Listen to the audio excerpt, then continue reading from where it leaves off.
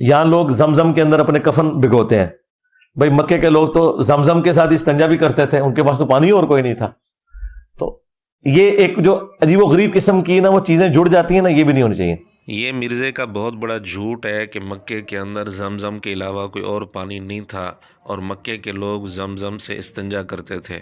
لا حول ولا قوت الا باللہ. کیا چھوٹا مرزا تاریخی طور پر یہ بات ثابت کر سکتا ہے کہ مکے میں زمزم کے علاوہ کوئی اور پانی تھا ہی نہیں, جبکہ تاریخی طور پر مکہ کے اندر زمزم کے علاوہ بہت سارے کنوؤں کا تذکرہ ملتا ہے. مثلا urdunews.com کا یہ مضمون آپ کے سامنے ہے جس میں لکھا ہے کہ مکہ مکرمہ کی تاریخ کے اسکالر ڈاکٹر سمیر احمد برکا نے واضح کیا ہے کہ مطاف اور مسجد حرام کے احاطے میں آب زمزم کے علاوہ 28 کنویں اور تھے, بلکہ اس پر باقاعدہ ایک مضمون موجود ہے آبار و مکہ قبل الاسلام کہ دور اسلام سے پہلے مکے کے اندر کون کون سے کنویں تھے. اس کی پوری تفصیل عربی کے اندر پیش کی گئی ہے اور اس کا PDF نیٹ پر آپ دیکھ سکتے ہیں. اسی طرح مکہ نیوز پیپر.com پر بھی عربی کے اندر ایک مضمون موجود ہے جس میں پوری تفصیل ہے کہ مسجد حرام کے احاطے کے اندر 28 کنوؤں کا تذکرہ ملتا ہے. اور 9ویں صدی کے مورخ امام تقی الدین فارسی مکی کی کتاب ہے العقد الثمین مکہ مکرمہ کی تاریخ پر,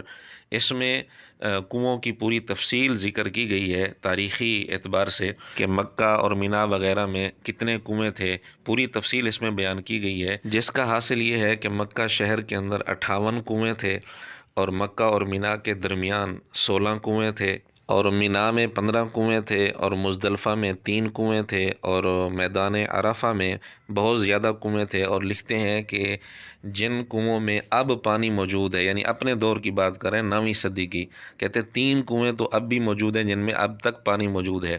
اور اسی طرح لکھتے ہیں کہ عرفہ اور مزدلفہ کے درمیان 1 کنواں تھا. اس کے علاوہ بھی انہوں نے بہت سارے کنوؤں کا تذکرہ کیا ہے. اسی طرح الحجاز.org پر بھی مکہ مکرمہ کے تاریخی کنوؤں پر ایک مضمون موجود ہے جس میں اچھی خاصی تفصیل ذکر کی گئی ہے. بلکہ یہ بھی ایک تاریخی حقیقت ہے کہ زمزم کا کنواں کافی عرصہ غائب رہا, چھپا رہا.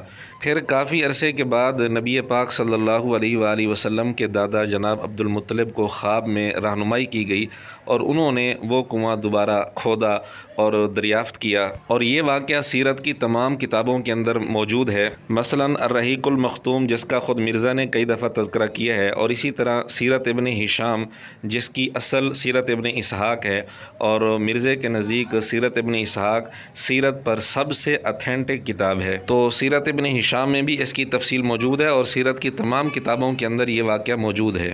اب سوال یہ ہے کہ اتنا لمبا عرصہ جو زمزم کا کنواں چھپا رہا تو اس عرصے میں مکہ والے کون سا پانی استعمال کرتے تھے؟ کیا بغیر پانی کے وہ زندگی گزار رہے تھے؟ بہرحال یہ چند ایک ثبوت بطور نمونہ کے ہم نے پیش کیے ہیں جس سے یہ حقیقت بالکل واضح ہو جاتی ہے کہ مرزے کا یہ کہنا کہ مکہ میں زمزم کے علاوہ کوئی اور پانی تھا ہی نہیں بالکل جھوٹ ہے. اسی طرح مرزے کے پاس اس بات کا بھی کوئی ثبوت نہیں ہے کہ مکہ کے لوگ زمزم سے استنجا کرتے تھے. یہ گھٹیا ذہن تو خود مرزے کا تھا کہ زمزم سے استنجا کرنا بالکل درست ہے, اس میں کوئی حرج نہیں.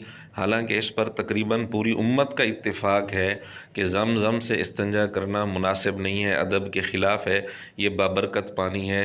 نبی پاک صلی اللہ علیہ وسلم نے اس کو مبارک قرار دیا اور شفا قرار دیا اور طعام بھی قرار دیا.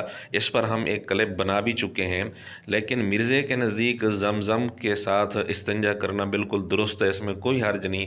گھٹیا ذہن تو مرزے کا اپنا تھا لیکن اس نے تھوپ دیا مکہ والوں پر. ٹھیک ہے. اور زمزم کا جو پانی ہے اسے غسل اور استنجا ہو سکتا؟ کیوں نہیں ہو سکتا؟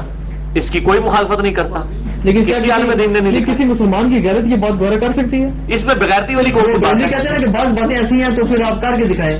تو کرتے ہیں. ادھر سارے جو اپنا کپڑا کفن کے لیے بھگو کے لاتے ہیں اور پھر وہ کپڑا جو ہے ان کی قبر کے اندر جاتا ہے, اس کے اوپر مٹی ڈلتی ہے, اس وقت بے حرمتی نہیں ہوتی, وہاں سارے وضو کر رہے ہوتے ہیں اس کے ساتھ. اور پھر عرب کے لوگوں کے پاس تو ہے ہی سب کچھ یہی تھا, ان کے پاس تو پانی اور کوئی نہیں تھا, وہ چارے استنجا بھی اسی سے ہی کرتے تھے زمزم کے ساتھ ہی, ان کے پاس وہ تو پانی کوئی نہیں تھا. یہ بھی مرزے کا بہت بڑا جھوٹ ہے کہ جی کوئی عالم مخالفت نہیں کرتا، حالانکہ اس پر اتفاق ہے کہ کم از کم مناسب نہیں ہے زمزم سے استنجا کرنا، ادب کے خلاف ہے۔ بعض نے تو حرام بھی لکھا ہے، ورنہ کراہت پر، مکروہ ہونے پر تو سب کا اتفاق ہے۔ پھر مرزا پوری ڈٹائی کے ساتھ کہتا ہے کہ اس میں بغیرتی والی کون سی بات ہے؟ اصل بات یہ ہے کہ غیرت تو اس کو آتی ہے جو غیرت مند ہو، بے غیرت کو غیرت کیسے آئے گی؟ اور جب علی نقوی نے مرزے سے کہا کہ پھر کر کے دکھائیں تو مرزے نے جواب دیا کہ کرتے ہیں، یعنی نعوذ باللہ مرزا یہاں بھی پاکستان میں جب ایک ایک قطرہ زمزم کا بڑا اہم سمجھا جاتا ہے اور اس کو سنبھال کے رکھا جاتا ہے، مرزا کہتا ہے کہ ہم کرتے ہیں زمزم سے استنجا، نعوذ باللہ۔ پھر مرزے نے کفن والی جو بات کی ہے وہ یہاں فٹ نہیں آ سکتی، اس پر استنجے کو قیاس نہیں کیا جا سکتا، یہ جانوروں والا قیاس ہے، انسانوں والا نہیں، کیونکہ کفن جب دھویا جاتا ہے اس کے بعد کفن خشک ہو جاتا ہے اور زمزم کا پانی اڑ جاتا ہے، ایک نسبت باقی رہ جاتی ہے، اس لیے وہاں کوئی بے ادبی والی بات نہیں ہوتی۔ تو اس پر استنجے کو قیاس کرنا یہ انسانوں والا قیاس نہیں، جانوروں والا قیاس ہے۔ اور پھر مرزے کا یہ کہنا کہ جی مکہ میں زمزم کے علاوہ کوئی اور پانی تھا ہی نہیں، لوگ اسی سے استنجا کرتے تھے، ہم تاریخی حوالوں سے یہ بات ثابت کر چکے ہیں کہ مکے میں زمزم کے علاوہ اور بھی بہت سارے کنویں تھے۔ تو یہ بھی مرزے کا بہت بڑا جھوٹ ہوا کہ زمزم کے علاوہ کوئی اور پانی ان کے پاس تھا ہی نہیں۔ الموسوعۃ الفقہیۃ الکویتیہ میں واضح طور پر لکھا ہے کہ اس پر علماء کا اتفاق ہے کہ اس کو نجاست حقیقی دور کرنے کے لیے یعنی استنجے کے لیے استعمال نہ کیا جائے، اور بعض نے تو اس کو حرام بھی کہا ہے، مکروہ تو بہرحال سب کہتے ہیں۔ اس پر مزید بھی کچھ حوالے ہم نے دوسرے کلپ میں ذکر کیے ہیں، اس کا لنک آپ کو مل جائے گا۔ تو مرزے نے اپنی اس مختصر سی بات میں کتنے بڑے بڑے جھوٹ بول دیے، اس سے آپ اندازہ کریں کہ مرزا کتنا بڑا جھوٹا آدمی ہے۔